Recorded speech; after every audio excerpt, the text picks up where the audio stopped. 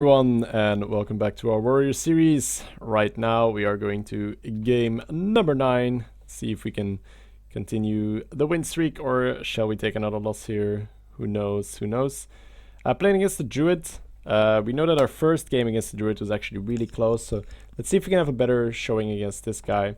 The Mulligan, it's fairly easy right now. The Sneeds doesn't stay, the River Croc stays. The Cleave is up for debate, but I kind of like keeping the cleave if my opponent is going to be on coin. It's just that little backup that I have, that in case he gets ahead with coin 2-drop into 2-drop, I always have the cleave to kind of strike back.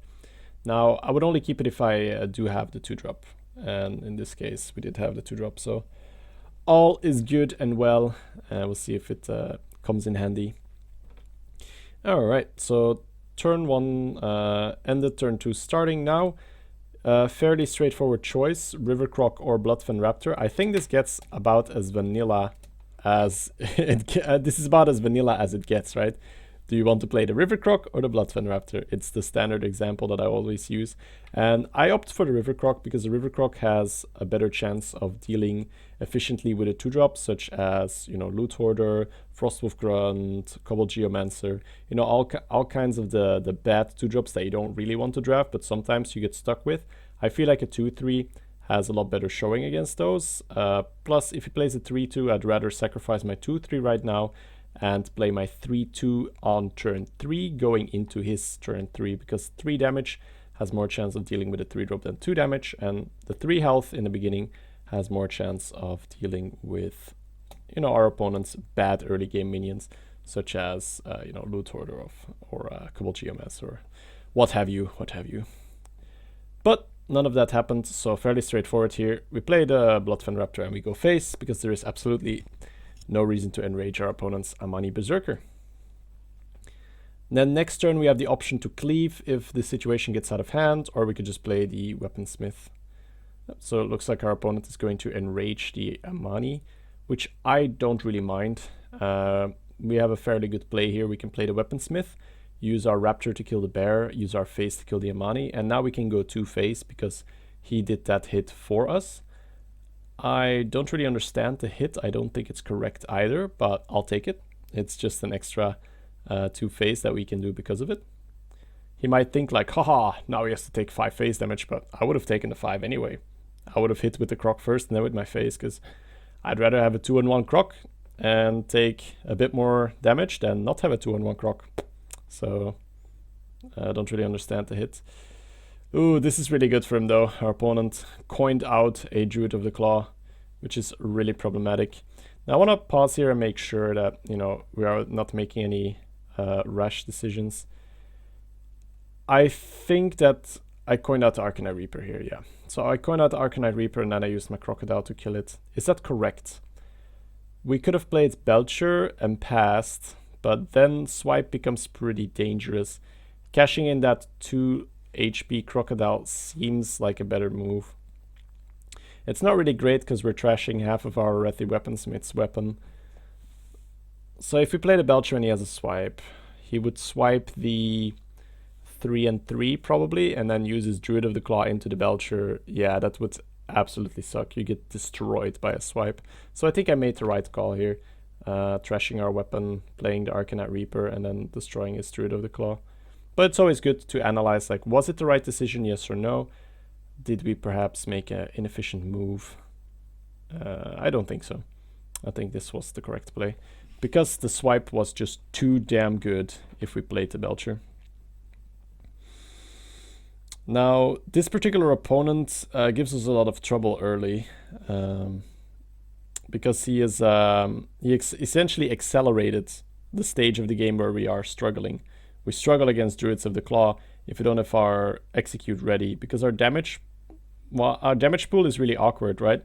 We are wasting a lot of damage here. We are trashing half of our Arathi Weaponsmith's weapon, and we are overkilling the Druid of the Claw by 1.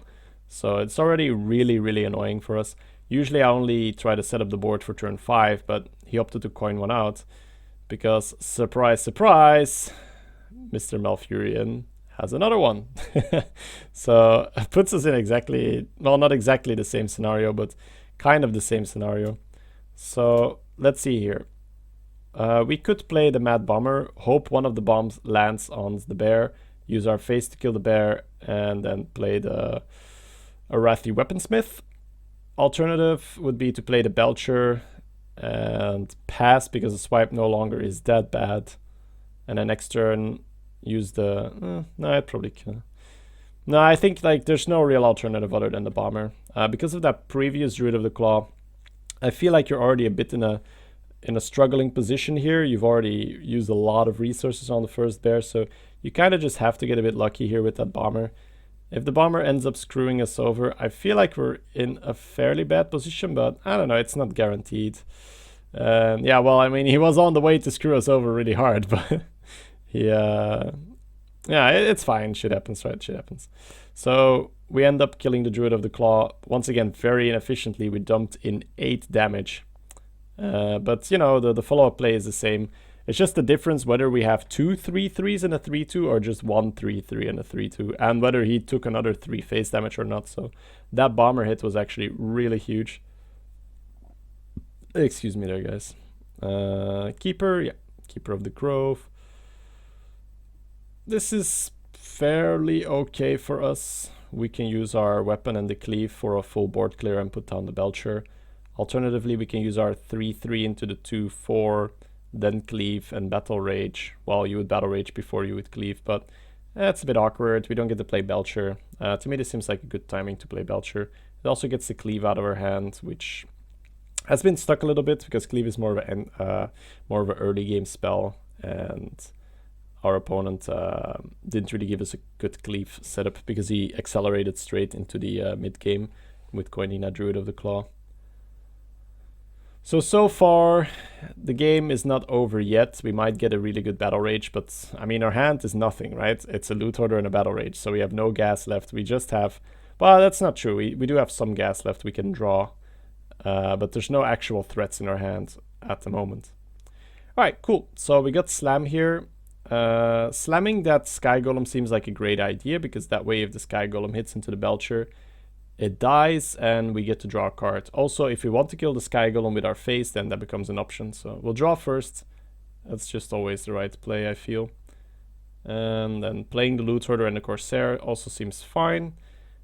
And then going face for sure, because maybe it spawns a Tazdingo, and I do not want to hit into a Tazdingo or an Arcane Nullifier. So I want to connect for the face damage for sure. And here it's like decision, do we kill it? Yes, no, maybe. It's, I don't know, it's a tough decision. I think that killing it is fine, because then it doesn't kill your Belcher. Yes, you're going to take some face damage, but it's okay. You could have said like Shady, but you know, you could have waited to go face. I wanted to go face for sure. I didn't want to clean up that minion. I didn't want to lose that much damage. And in case it's a taunt, I didn't want to get stopped by it. So it's an Ogre Magi, which is pretty annoying. If he has a swipe now, he probably destroys us. But unfortunately, it was not a swipe. It was much worse than that. It was engaging TC-130, stealing the Belcher. So you kind of just lose the game on the spot. I can imagine I got a bit salty when it happened. Oh, man. That's... I mean, what can you do on a moment like that other than just accept the fact that the card is in the game, it's there to keep... I feel, and this is my personal interpretation, I don't want to offend anyone with that, but I feel like Mind Control tech is in the game to keep the weaker players playing, so that when something like this happens, they always have an out, right? I feel the more variance you introduce in a card game, the more chance a bad player has to beat a stronger player. And that's not to be condescending, or that's not to be like superior or anything. It's just a good marketing strategy by Blizzard, right? You introduce variance, lesser skilled players keep coming to the table. It's kind of like that variance factor in poker. It keeps it keeps the fresh fish coming to the table. If the superior player would always win, there would be a lot less interest in these games. They have to stay a bit casual, etc. So it's unfortunate that it happens. You know, I mean, it even stole the Belcher. I mean, anything but the Belcher we could probably overcome, but losing your Belcher to the Mind Control tech here, it's just insurmountable. You basically just lose. Can't really do anything about it. A little bit of role playing there. Yeah, I just conceded here. I just said like screw it. He also had 8 damage left. I would go to 2 HP. So, maybe not super good sportsmanship, but I knew my deck. He had a full Belcher I need to chew through. Even if I draw into my second Arcanite Reaper, it's not going to end well, guys. So, you know, still GG well played. There's no real reason to get salty about it. We're all human. It happens from time to time. I feel like I've improved a lot when it comes to these cards by logically analyzing why they are in the game, what they bring to the game, and I just accept that it is in the game, and, you know, I choose to play it, so there's no reason to get salty about a card in the game being used. It's not like our opponent cheated or anything. He just played the cards and he won the 1 in 4 roulette to steal the Belcher. It happens. You might say, Shady, wouldn't have been better to play around the MCT, but this deck needs to be aggressive. You've seen me play around MCT in a previous scenario when we had a really good board control and a Sneed Shredder. Here, unfortunately, it was not the case. We didn't have a great grip on the board, so then I feel like you need to push every piece of damage that you can, and it was just necessary to get that loot hoarder down, get it to cycle, make sure that you're not bricking on your next turn. So, you know, shit happens, right? Guys, thank you so much for watching. I'll see you all tomorrow for the next game, and yeah, at least we know we're gonna have a good streak now, because it is a 12-win analysis. So there we go, 5 more uplifting games incoming. Yeah, see you all then.